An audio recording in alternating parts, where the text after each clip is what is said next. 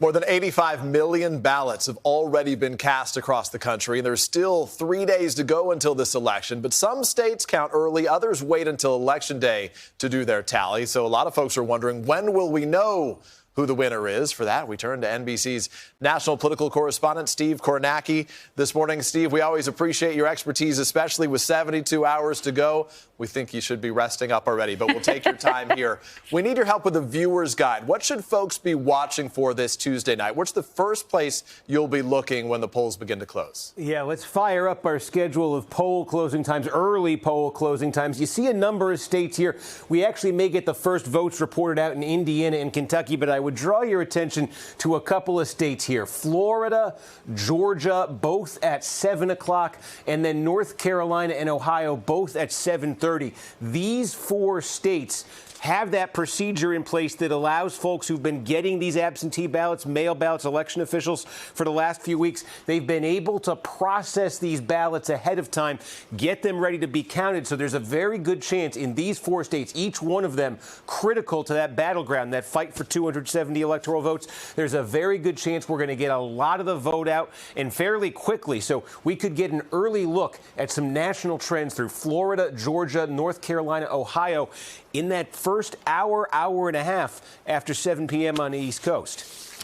And, Steve, of course, the candidates have been out in force in the Midwest as well. What about that region? What will you be looking for there? So let's take a look. Here is our road to 270. We talked a little bit about the Southeast in Ohio, but how about Wisconsin, Michigan, and Pennsylvania? Here's the thing on these states when it comes to reporting of the votes, especially in Pennsylvania. These are the states where it could take a while. They don't allow all those hundreds of thousands of mail-in ballots that have been coming in. They have not been able to process them as they've come in and piled up the last few weeks. They can start doing that in Pennsylvania at 7 in the morning on Election Day. And there are some counties in Pennsylvania saying, we're going to be too busy on Election Day to do that. We'll get to them the morning after the election, those mail-in ballots. So there's the potential for these states, Pennsylvania in particular, to take some time. So we could get a lot from the Southeast. We could get a lot from Ohio. We might not get a ton from the rest of the Midwest. Yes, state officials urging patience there. What about Arizona quickly, Steve? And Arizona is a state, they've been doing mail-in balloting for a while in Arizona, obviously a key swing state. Also, Arizona changed their procedure a bit this year. It's technical stuff, but basically it means they'll probably be able to count even more of their vote on election night. That'll be late on the East Coast, but you can expect 11 o'clock midnight around then. If this thing is tight, if Arizona's really, it's coming down to Arizona, we're going to get a lot of vote from Arizona. That's a late night bellwether. If this thing is still very suspenseful then. Steve, so much anxiety for so many Americans right now, especially after 2016. That fueled a lot of doubt in the polls after what happened 4 years ago. What's different this time around that means we should trust the numbers we're seeing?